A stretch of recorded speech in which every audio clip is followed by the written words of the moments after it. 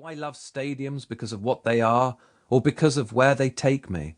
My answer would be to unfurl a large city map, if not of Buenos Aires, then of Prague, perhaps, or Melbourne, or Los Angeles, and simply say, look for yourself.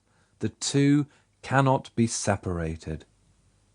Unfurling Mario's gorgeous map, so large it extended from one side of a double bed to the other, so large it extended from one side of a double bed to the other, I saw that it covered not only the city of Buenos Aires, the capital federal as it is known, but also the numerous adjoining municipalities which together form Gran Buenos Aires, from Quilmes on one side of the bed to Tigre on the other, from the Rio de la Plata down by my knees up to the Aeropuerto International, curled up towards the pillows. Ringed by the kiosk owner who had sold Mario this map were familiar names such as Boca Juniors, River Plate, Racing, Independiente, and Argentinos Juniors.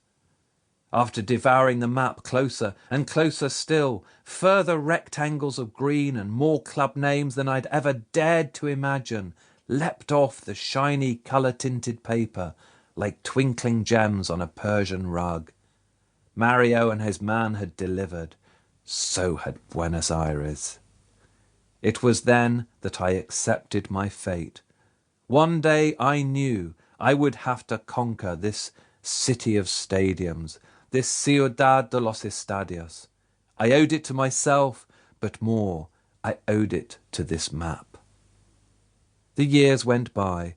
I travelled to hundreds of other stadiums in dozens of other cities, but none came near to the Buenos Aires of my fevered imagination. Not even Rio de Janeiro.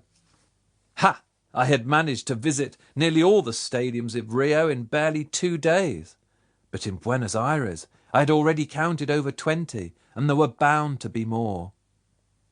Eventually, when the time was right, Mario spoke to Andrea, Andrea rang Fernando, Fernando spoke to Carlita, and as invariably occurs when one enters a circle of Latinos, names of friends and friends of friends merge into one, and in time a solution was found. It was arranged.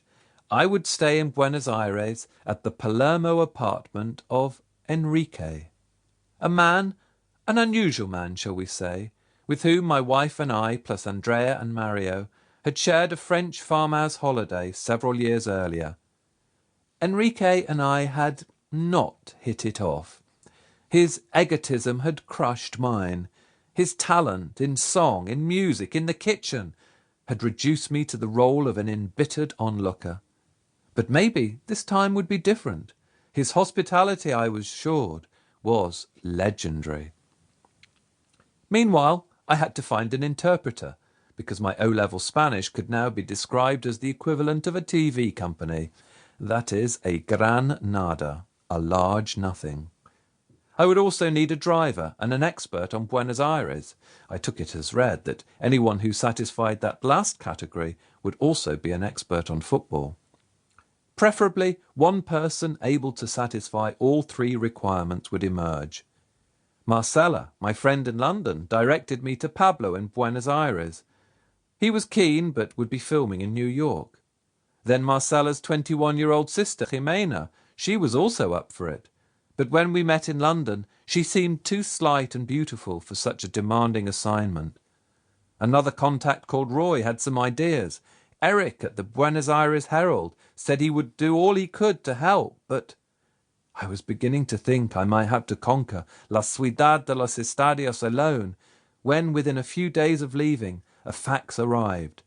Pablo was proposing his brother, Mariano, or El Turco, as they called him at school, because his surname, Salomon, sounded vaguely Turkish. I liked what I read about Mariano, and not merely because I was desperate. And so, a few faxes later, our blind date was settled. In a Clerkenwell cafe on the day before my flight, I showed Marcella my hit list. By now it had grown to at least 16 stadiums, with a further 10 or so in reserve. I wanted to know, really wanted to know, the distances, the traffic, negotiating streets which stretched across a double...